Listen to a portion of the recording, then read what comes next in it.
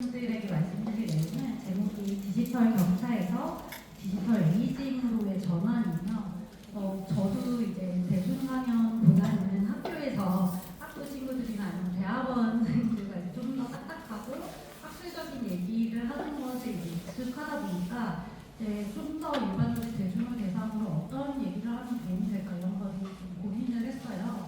고민을 하면서 든 생각이 에이징을 내내 공부하는 사람으로서 내가 어떤 생각의 변화를 경험했고 현재 사회에서 에이징을 어떻게 바라보고자 노력하고 있지, 그리고 전문가로서 다른 사람들이 보지 못하는 부분을 만약에 보고 있다면 어떤 부분을 보고 있는데 저에게 이런 이제 영광스러운 강연 자리를 이제 요청하셨을까, 이런 것들을 이제 저 자신을 다시 되돌아보는 방향으로 좀 준비를 해봤습니다. 그래서 제가 제목을 디지털 격차에서 디지털 에이징으로의 전환이라고 정했는데, 그 이유가 우리가 익숙한 것, 그리고 누구나 다 잘 알고 있는 것은 무엇이고, 그렇다면은 잘 상대적으로 모르고 있는 혹은 인식하지 못한, 그러나 새롭게 인식이 필요한 영역이 무엇인가에 대해서 한번 오늘 같이 이야기를 나눠보면 좋겠다 이런 생각이 들어서 디지털 격차에서 에이징으로의 전환이라고 이제 제목을 붙여봤고요. 한 가지 좀 조심스럽게 이제 이 제목을 받아들이셨으면 좋겠다 하는 지점은 뭐냐면, 격차에서 에이징으로의 전환을 하자고 해서 격차를 무시하거나 격차를 주의 깊게 볼 필요가 없다 하는 것은 아닙니다. 다만 이 디지털 격차에 대한 거는 우리 사회에서 많이 논의가 되고 정보도 많이 있기 때문에 여러분들이 친숙한 내용일 것 같아서 오늘은 격차에 대한 거는 좀 백그라운드, 배경지식으로만 이제 여러분들께 소개를 해드리고, 이 격차 다음에 우리가 준비하고 인식하고 나아가야 될 방향에 대해서 여러분과 이야기를 나누고자 합니다. 간단히 제 소개를 드리면, 저는 연세대학교 미래도시와 사회여건에서 연구 쪽으로 이제 재직하고 있고요. 전공 영역이 성인발달, 문화학, 그리고 가족화, 친밀한 관계에 대해서 공부하고 연구하고 있습니다. 저의 이제 연구 키워드나 아니면 이제 강의 키워드들이 바로 이제 성공적 노화, 에이징 웰, 그리고 친밀한 관계와 사회적 고립 문제, 디지털 에이징이나 디지털 개입에 관한 것들인데요. 디지털 격차나 에이징에 관한 이제 본론을 들어가기 전에 잠깐 이 노화, 에이징을 우리가 어떻게 볼 것인가에 대해서 짧게 학계와 대중의 인식이 어떤 흐름으로 변해왔는지에 대해서 간단히 키워드 위주로만 말씀을 드릴게요. 이것도 이제 생각을 해보니까 우리가 갑자기 디지털 시대에 디지털 에이징을만 얘기하는데, 이게 갑자기 2024년에 디지털 에이징이 갑자기 등장하는 것처럼 이야기보다는 우리가 에이징을 바라보는 긴 흐름에서, 그리고 에이징 과정에 있는 우리의 삶을 바라보는 관점에서 어떤 키워드들이 어떤 방식으로 이동해 왔는가, 이런 것들에 대해서 간단히 설명을 드리면, 이것은 제 연구 주제의 변화와도 같이 이제 진행이 된 것인데요. 옛날에 전통적으로 불로장생약 이런 것처럼 잘 늙는다는 것, 혹은 잘 에이징 웰이라는 거는 오래 사는 거를 좀 기초로 생각을 했었어요. 그래서 오래 살면 잘 산 거다, 다른 사람들보다 오래 살면, 그래서 수명을 기준으로 생각을 했었는데, 점점점 이제 에이징 웰이 무엇인가에 대해서 여러 연구자들도 이제 생각을 하고 사회 패러다임이 변하면서 그냥 잘 오래 사는 게 아니라 건강하게 살아야 된다. 그래서 질병이 없고 우리가 잘 기능할 수 있는 상태로 살아야 된다라고 이제 생각을 했죠. 근데 여기서 또 더 나아가서 그냥 건강하기만 하면 되나? 이런 의문을 던지기 시작한 거죠. 그러다 보니까 다른 사람들하고도 잘 어울려 지내야 되고, 우리 사회 안에서도 우리가 활발히 활동하면서 지낼 수 있어야 된다. 이런 사회적 참여나 아니면 다른 관계적인 측면으로까지 이제 에이징 웰, 성공적 노화라는 관점이 이제 확장되게 됩니다.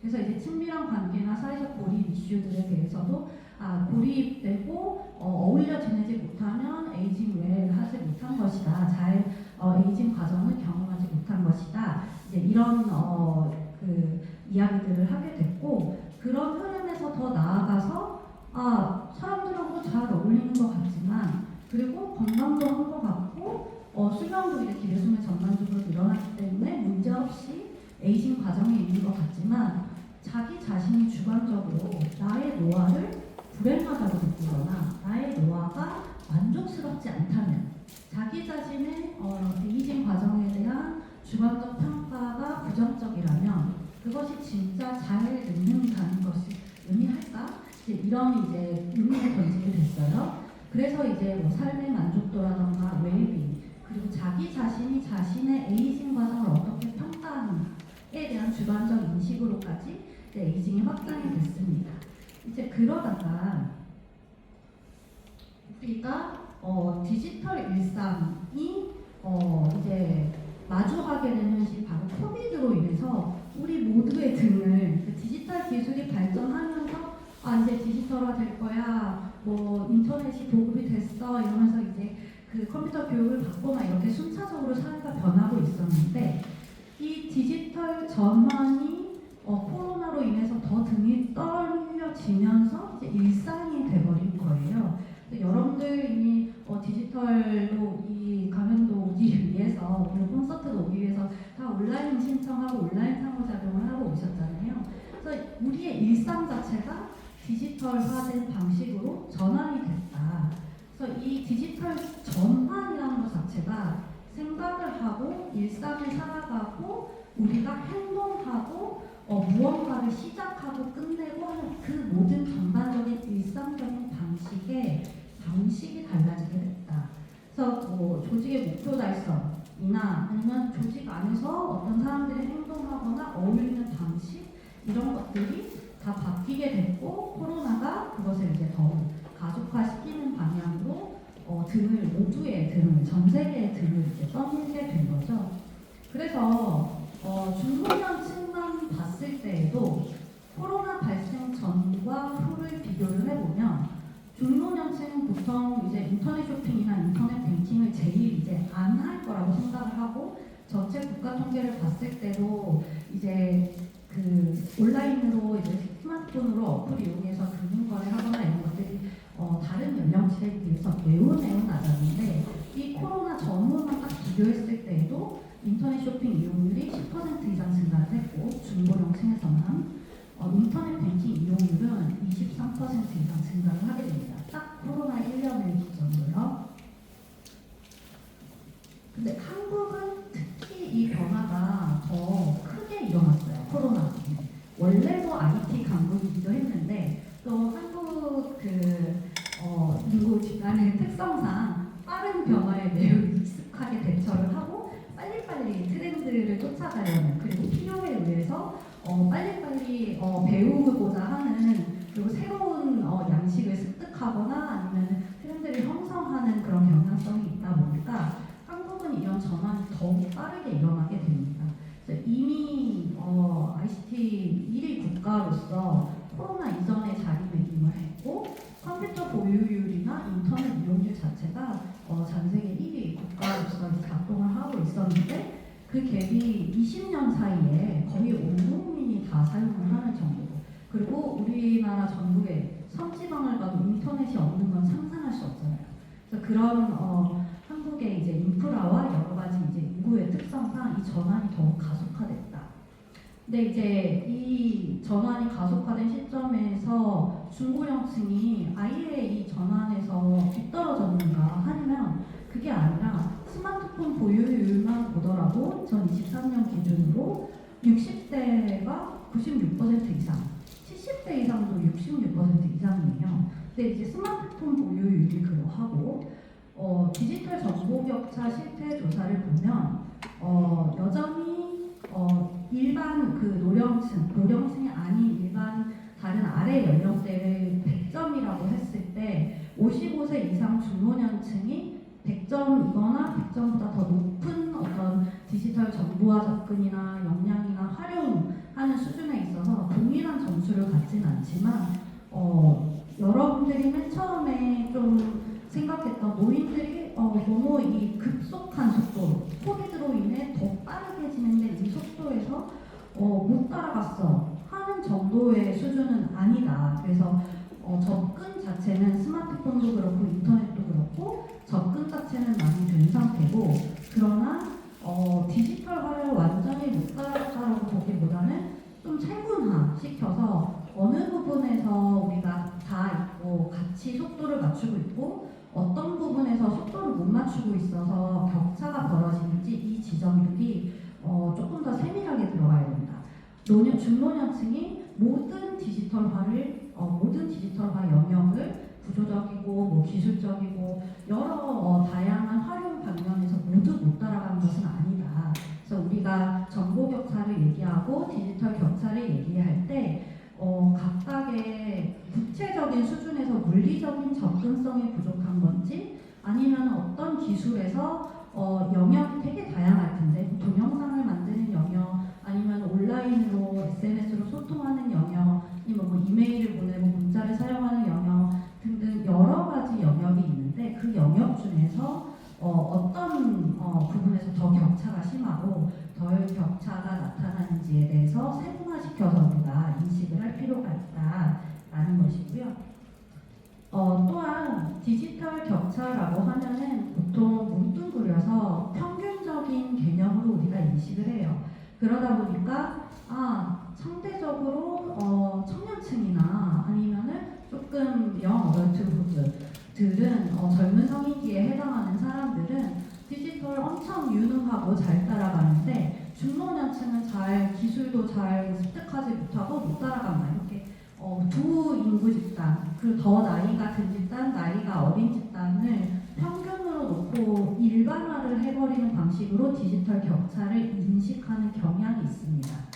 그런데 이 격차라는 게 앞부분에서 제가 말씀드린 것처럼 디지털 전환이나 일상의 여러 하위 영역에 따라 그 격차가 일어나는 방식이나 아니면 정도가 다른 것처럼 이 격차가 사람 간의 이슈인가, 개인의 차이의 이슈인가, 아니면 어떤 조직의 차이에서, 조직의 인프라나 아니면 풍토나 여러 이슈에 의해서 나타나는 격차인가, 아니면 교육 환경이라던가 소득 수준이라던가 아니면 지역 수준이라던가 이런 어떤 맥락에 따라서 나타난 격차인가, 아니면 기술의 유형, 예를 들어 금융 유형은 확실히 조금 더 진입하기 어려워하고 유튜브를 소비하고 보는 것은 진입하기 조금 더 쉽게 느끼시거든요. 그래서 이런 기술의 유형에 따라서 격차가 벌어지는 정도도 더 심한 곳이 있고 더 좁은 곳이 있고, 다양하게 이 격차를 인식해야 된다라는 것입니다.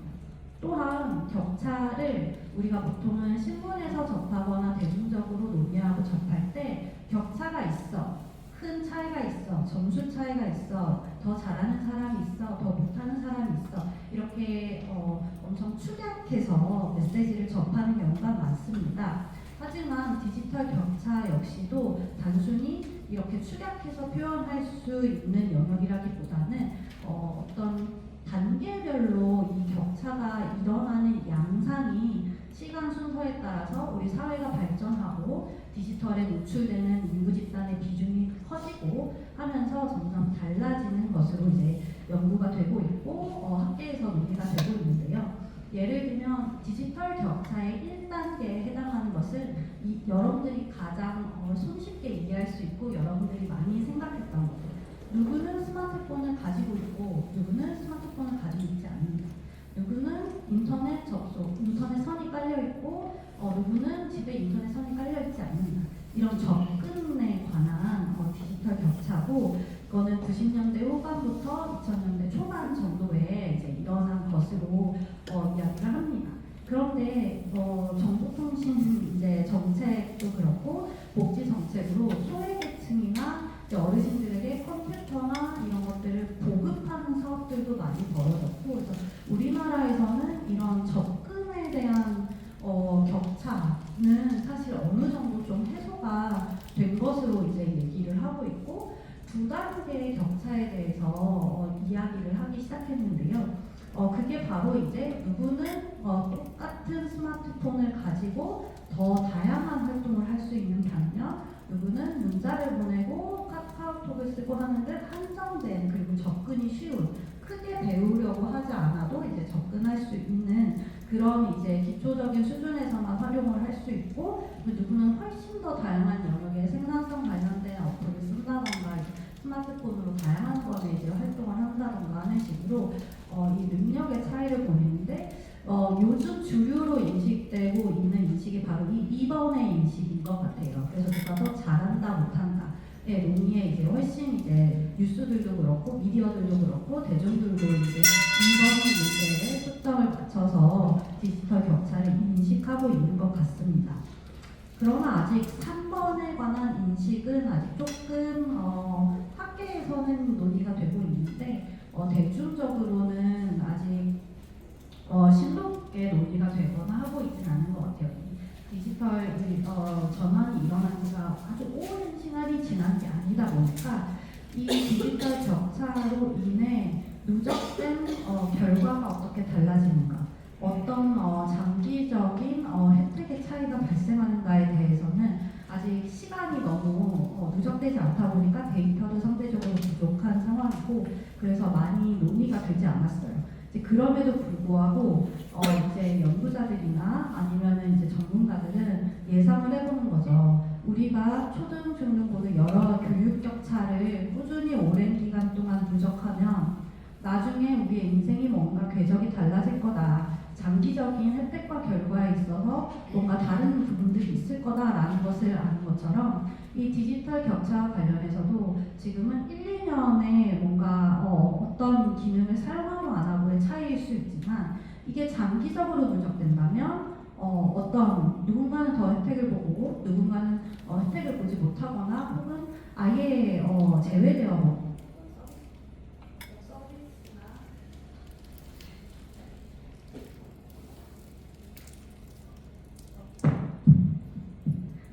어떤 서비스나 그 에이징 과정에서 다른 차별을 경험하게 되는 결과를 낳을 것이다 라고 이제 얘기를 하게 되는데요. 3번에 관해서는 사실 연구가 부족한 것도 맞습니다. 데이터도 부족하고. 그러나 앞으로는 여러분도 느끼시겠지만 여러분 주변의 친구들을 생각해 보세요. 지금 어떤 연령 단계에 있던지 간에 나의 디지털 기량이나 활용과 친구의 디지털 기량과 활동이 엄청나게 차이가 크다. 일상생활에서 차이를 실감할 정도로 크다. 이렇게로 말하면 좀 어려워요. 그래서 앞으로는 3번에 해당하는 것에 더 집중을 할 것이고, 2번에 해당하는 기량 활동이 단순히 전반적으로 수준이 낮다 높다의 개념보다는 어떤 영역에서 어떻게 라고 하는 세분화된 영역을 인식하는 것이 더 중요해질 것으로 보입니다. 그래서 이 결과와 혜택의 차이, 3번의 디지털 3차 디지털 격차 관련해서 이 메커니즘은 특정 시점이나 아니면 누적된 과정에서 디지털 기술의 이용이나 활용 능력이 제한이 되면 그것들이 반복적으로 누적됨에 따라서 경제적이고 문화적이고 사회 개인적 차원에서 여러 기회들에서 서비스 접근성이라던가 정보에 대한 접근성 등등 여러 차원에서 이제 차이가 발생하게 되고, 그 결과 장기적으로도 혜택의 차이를 갖게 될 거다라는 것이고, 그러다 보니까 우리가 주목해야 될 것은 이 경제적, 문화적, 사회적, 개인 차원에서 누적된 차이가 쌓이고 있는 부분들을 우리가 미리 인식을 할 수 있어야 된다. 그런 부분에서 서비스가 발생하고 개입이 발생하고 사회를 더 긍정적으로 나아가게 하는 무언가 아이디어가 필요해지는 것 아닌가, 이런 논의를 시작하고 있는 단계입니다. 개념은 일찍 나왔는데 아직까지 담을 내리고 이런 상태로 합의가 된 것은 아니에요. 그래서 여러분들도 이런 주제, 1차적인 접근성에 대한 관점이 아니라 디지털 격차의 1단계, 2단계, 3단계를 인식을 하시고 2단계에서 우리 사회가 3단계로 나아가고 있고 앞으로 3단계가 점점 더 중요해질 것이다. 그래서 그럴 때 여러분들이 기여하고자 하는 역할이 어떻게 구성이 될 것인가, 이런 걸 고민해 보시면 좋을 것 같습니다. 자, 또 디지털 격차를 얘기할 때 우리가 앞에서 제가 이제 격차 차이 그리고 그 격차 누적돼서 나타나는 이제 손실과 혜택에 대해서 말씀을 드렸는데 하나 좀 제가 연구를 진행하다가 저 자신에 대해서 내가 이런 고정관념을 가지고 있었구나 하고 깨달은 게 뭐였냐면 한 번 이런 디지털 격차가 있다. 지금 상태에서 내가 어떤 것을 더 잘하고 어떤 것을 더 못한다 했을 때 그게 영영 지속되는 것은 아니다라는 거예요.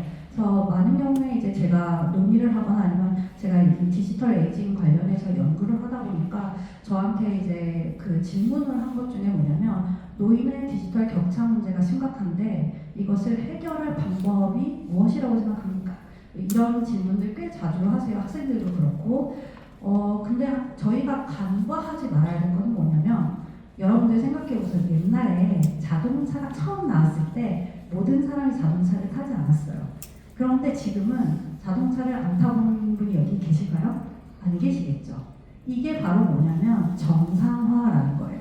새로운 기술이 나왔을 때 우리가 그 기술이 처음 나왔을 때는 하는 사람과 못하는 사람이 있지만 그 기술이 정말 대중에게 퍼지는 순간 더 이상 그 기술은 하는 사람과 못하는 사람이 있는 게 아니라 누구나 하게 되는 것이에요.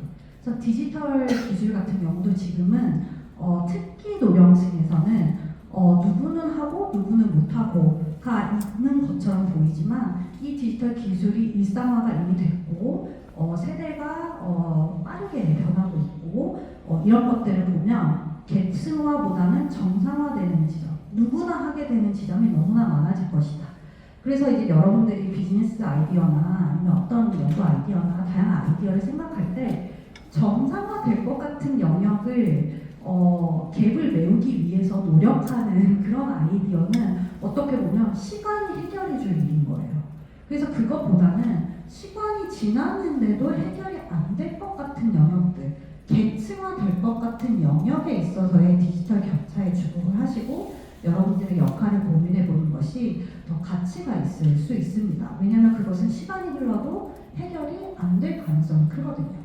그래서 여러분들이 다양한 디지털 격차의 요소들을 살펴보시고 어떤 부분에서 좀 정상화가 이루어질 것 같은지 어떤 부분이 계층화가 될 것 같은지를 고민해 보시고 조금 더 시간이 흐르면서 자연스럽게 자동차를 타는 것처럼 누구나 다 할 것 같이 되는 부분보다는 계층화가 돼서 점점 격차가 벌어지고 그게 자연스럽게 해결이 안 될 것 같은 부분에 주목을 해보시면 더 가치 있는 기여를 사회에 하실 수 있을 것 같습니다. 자, 그래서 디지털 격차에 대해서 우리가 전반적으로 고정관념을 갖고 있거나 아니면 단순하게 생각했던 것 이후에 조금 더 세분화시켜서 그리고 다시 생각해 볼 부분에 대해서 제가 말씀드렸는데 이 디지털 격차와 관련한 우리의 고정관념, 저 자신도 제가 연구를 하기 전까지 그냥 당연하다고 생각했던 것들에 대해서 연구를 하면서 이게 아닐 수도 있겠구나 이런 생각을 하게 되는데 여러분들도 한번 이 디지털 격차와 관련해서 내가 너무 당연하게 가정하고 있는 것은 무엇인가 한번 지금 마음속으로 생각을 해보시면 좋을 것 같아요. 근데 저 같은 경우는 연구를 시작하기 전에 제가 이 뒷부분에서 이제 제가 진행했던 이제 연구들 그리고 제 고정관념이 이제 깨지고 이제 달라진 그래서 디지털 에이징을 말하게 된 그런 연구와 과정들에 대해서 소개를 해드릴 텐데 저는 이런 생각을 했던 것 같아요. 제가 어르신들 직접 만나고 인터뷰하고 연구하기 전까지는 어르신들이 다 힘들어할 거다. 기본적으로 이 디지털 일상을 따라가시지만 힘들어하실 거다. 심정적으로 힘들어하실 거고, 아이고 나 어떻게 따라가지? 이런 이제 말씀을 많이 하실 거야. 이런 생각을 하고 너무 어려워. 나 이거 못할 것 같아. 이런 말씀도 이제 많이 하실 것 같다는 생각도 했고, 이렇게 이제 뭔가 이제 배움의 기회가 있더라도, 그게 이제 너무 힘들 것 같은데 너무 어려운데 이렇게 이제 소화하기 실제로 어려워하실 거다. 이런 생각들을 제가 하고 있었더라고요. 근데 그거를 이제 제가 연구를 하는 과정에서 내가 이런 고정관념을 가지고 있었구나라는 것을 깨닫게 됐는데요. 이 연구, 디지털 파도 앞에서 고정자라고 하는 이 연구는 2022년에 이제 출판이 된 연구인데요. 제가 이 연구를 2022년에 한 건 아니고 22년에 논문이 나왔고 그 전에 이제 어르신들 인터뷰를 했는데 이게 이제 코로나로 인해서 디지털 파도가 닥쳤잖아요. 근데 이제 저희도 이제 막 비대면 전환하고 이제 우왕좌왕하는 상황에서 어르신들은 얼마나 더 이 막막함을 느낄까? 이제 이런 어르신들이 막막함을 느낄 것 같다. 이제 이런 생각을 가지고 이제 연구를 이제 시작을 한 거죠. 근데 연구를 했더니 이제 또 저의 고정관념을 깨주는 부분은 뭐냐면 막막하지 않은 어르신들이 많았어요. 그래서 이제 제가 이제 뒤떨어짐, 떠밀림, 따라가기라고 했는데 이 디지털 파도가 몰아닥쳤을 때 이 파도에서 뒤떨어진 분들 물론 계세요. 제가 연구를 시작하기 전에 생각했던 어려워하시는 분들 물론 계세요. 그러나 이 떠밀림과 따라감 집단에 있는 분들은 이 떠밀림 집단은 먼저 찾아서 막 무슨 그 어플 기능이 새로 나온 게 있대 이런 식으로 이제 먼저 찾아서 하진 않지만 사회에서 상호작용을 하고 직장 생활을 하시고 여러 이제 기회에서 이런 거 한번 해봐 그리고 이런 거를 해야 다음 업무를 할 수 있어 이런 식의 이제 여러 이제 디지털 전환을 할 챌린징 기회가 있었던 거예요. 파도에 떠밀려서 어느 순간 디지털 역량을 기르게 돼 버리신 거죠. 근데 따라간 집단은 저보다도 더 빨리빨리 파도를 앞서서 이끌고 계신 분들이 계셨어요. 그래서 여기서부터 코로나로 인해 저조차도 갑자기 대면 강의가 비대면 강의로 전환되고 여러 가지 제가 익숙했던 대면 상호작용들이 비대면 그리고 디지털화 되는 상황에서 우왕좌왕하고 있었을 때 저보다도 능숙하게 이런 것들을 경험하시고 그리고 더 많은 이제 경험들로 이런 것들을 그 능숙하게 넘기시는 적응적인 형태로 넘기시는 분들이 있었고 또 제가 이제 디지털 그 역량과 관련해서도 어르신들이 역량이 부족하다 이제 이런 이야기들이 많으니까 진짜 그런가? 제가 앞서 연구를 해보니까 안 그런 부분들이 너무 많았었는데 진짜 그런가? 이런 생각이 들었어요. 근데 여러분들 이 그래프에서 맨 위에 선 보이세요? 맨 위에 선? 맨 위에 선이 뭐냐면 열정적으로 열심히 그리고 충분한 기술을 가지고 디지털 생활을 활발히 하고 계시는 분들이에요. 이 서베이가 코로나 시절이어서 온라인으로 진행됐는데 온라인 서베이에 참여한 어르신들만을 대상으로 했기 때문에 더 그렇기도 했지만 이 맨 위에 선이 있는 분들이 액티브 집단이라고 표시를 제가 해놨는데 34%로 제 연구 샘플 중에 가장 많았어요. 그러니까 우리가 고정관념을 가지고 있는 못할 것이다 라고 하는 집단이 다수 집단이 아닐 수 있다. 이미. 그래서 이 부분에 대해서 옛날에 어려워할 거고 이미 못 따라가시고 항상 이제 힘들어하시고 이런 생각을 하면 안 된다. 이미 디지털 전환이 일어났고 그게 젊은 어린 세대들뿐만 아니라 중고령층에서도 일어났다. 그래서 우리가 고정관념을 가진 것을 깨고 더 액티브하게 디지털 일상을 살아가는 분들에 주목을 해야 된다라는 거죠. 그 다음에 그래서 실제로 액티브하게 디지털 에이징을 실천하면서 하시는 어르신들을 인터뷰를 했어요. 그랬더니 이분들은 제가 깜짝 놀란 게 저보다 더 블로그, 유튜브, SNS, 그 스마트폰 기능에 익숙하신 분들이고 이런 프로그램 아니야 이런 얘기들을 하는데 저는 모르는 프로그램 이름도 처음 들어본 것들도 많은 거예요. 그래서 저는 이제 연구자니까 제가 연구할 때 쓰는 도구들에 이제 익숙한데 이분들이 저보다 이제 훨씬 더 출중한 동영상 제작 능력을 가지고 계시고 이제 여러 가지 이제 역량을 가지고 계신 것들을 알 수 있었어요. 그래서 이런 이제 1년의 연구를 통해서 제가 이제 내가 가지고 있었던 중년연기 디지털 격차와 그 고정관념을 깨야겠다. 이미 중년층은 디지털 에이징 과정으로 갔고 그 디지털 에이징 과정은 본인의 디지털 역량을 적극적으로 활용하면서 본인의 에이징을 풍요롭게 만드는 식으로 작동을 하고 있고 그것이 리얼리티다. 그것이 지금의 실제다. 뒤떨어지고 격차가 크게 발생해서 어려운 분들도 물론 계시지만 그것이 전부는 아니고 평균적인 수치에만 매몰돼서는 우리가 앞으로 나갈 수 없다. 왜냐하면 앞으로는 더더욱 익숙한 분들이 많은 거예요. 디지털 역량에. 그리고 세대가 점점 바뀌고 시간이 흐르면서 아까 얘기한 것처럼 격차가 커지는 계층화되는 지점보다 우리가 격차가 줄어들고 그 노멀라이즈 다수로 이제 시간의 흐름에 따라서 모두가 이제 디지털에 익숙해지는 영역이 많을 것이기 때문에 그런 부분에서 우리 인식을 바꾸고 훨씬 더 빠르게 중노년 세대가 이런 것들을 소화하고 더 뛰어난 역량을 보이고 있다는 것을 놓치지 말아야겠다라는 생각이 들었습니다. 그래서 뒤에는 제가 이제 여러 가지 그 이미 이제 디지털 에이징을 실천하고 있는 분들을 대상으로 이제 모델들이 학술적으로 많이 나와서 몇 개를 소개해드리려고 했는데요. 그래서 정보 차원에서도 어르신들이 적극적으로 이렇게 디지털 정보를 찾고 접근해서 본인의 이제 웰빙을 높이고 있고, 디지털 방향에서도 그냥 오프라인에서의 웰빙뿐만 아니라 이런 디지털 자본을 잘 활용해서 디지털 웰빙도 이제 높이고 있다. 그리고 미디어 접근에 관해서도 어르신들이 적극적으로 단계적으로 본인들의 역량과 범위를 넓혀서 이제 활동을 하고 있고, 그래서 이런 이제 디지털화된 상황에서 본인의 노후를 풍요롭게 만드는데 이미 어르신들이 이제 적극적으로 활동하고 있는데, 그럴 때 우리의 기여는 뭐냐라고 했을 때 그런 디지털 기술을 어르신들이 긍정적으로 생각하고 수용하고 활용하는 단계까지는 그러면 진행이 되는 부분이 많은 것 같아요.